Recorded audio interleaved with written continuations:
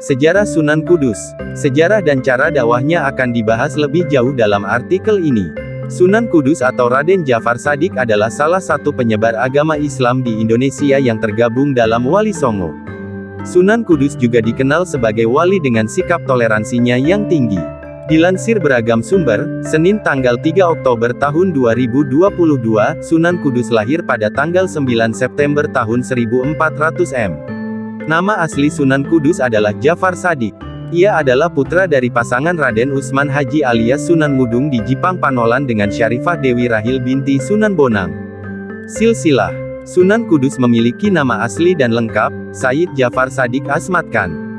Nama Djafar Shadiq diambil dari nama datuknya yaitu Djafar Shadiq bin Muhammad Al-Bakir bin Ali bin Husain bin Ali bin Abi Talib yang beristrikan Fatimah Az-Zahra binti Muhammad SAW.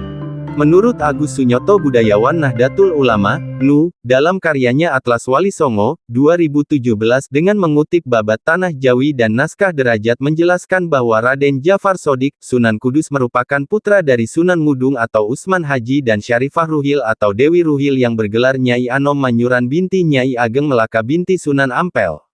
Raden Usman Haji sendiri merupakan putra dari Ali Murtado kakak dari Sunan Ampel. Kemudian Sunan Ampel dan Ali Murtado, kakek Sunan Kudus merupakan putra dari Syekh Ibrahim Samarkand, seorang ulama, dari Asia Tengah yang menikah dengan putri kerajaan Champa, Vietnam. Ketika Syekh Ibrahim Samarkandi pergi ke Tanah Jawa untuk menyebarkan agama Islam, kedua anaknya, Sunan Ampel dan Ali Murtado tersebut dibawa. Kedua putranya tersebut juga menyebarkan ajaran Islam. Sunan Ampel menjadi wali besar dan Ali Murtado juga melahirkan keturunan seorang ulama besar, bernama Usman Haji, yang kemudian melahirkan putra bernama Sunan Kudus.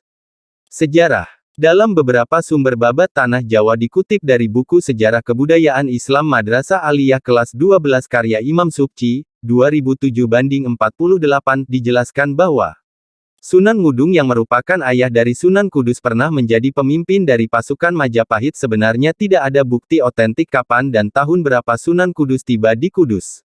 Waktu beliau menginjakkan kakinya di Tanah Kudus, daerah ini bernama Tajuk. Kiai Telingsing adalah orang yang pertama kali mengembangkan kota Tajuk. Nama Kiai Telingsing sendiri adalah Lingsing, yang merupakan salah satu ulama dari negeri Cina yang datang ke Jawa bersama dengan Laksamana Cheng Ho. Banyak yang berguru dengan Kiai Telingsing termasuk Sunan Kudus. Pengaruh Kiai Telingsing terlihat pada gaya dakwah dari Sunan Kudus dalam menyebarkan agama Islam. Di mana dalam berdakwah Sunan Kudus menghargai adat dan tradisi masyarakat setempat dan memperbaikinya secara perlahan-lahan agar tidak terjadi penolakan di kalangan masyarakat.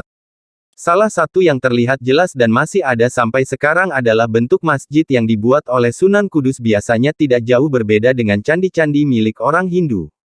Salah satunya di Menara Kudus yang antik, yang hingga sekarang masih kokoh berdiri dan dikagumi oleh dunia karena keanehannya. Dengan bentuknya yang mirip candi, orang-orang Hindu merasa akrab dan tidak takut atau segan untuk masuk ke dalam masjid guna mendengarkan ceramah dari Sunan Kudus. Pendekatan terakhir adalah memasukkan unsur-unsur Islami seperti Maulidan pada setiap ritual masyarakat Jawa. Pada zaman dulu masyarakat kental dengan tradisi selamatan seperti mitoni hingga selamatan kematian.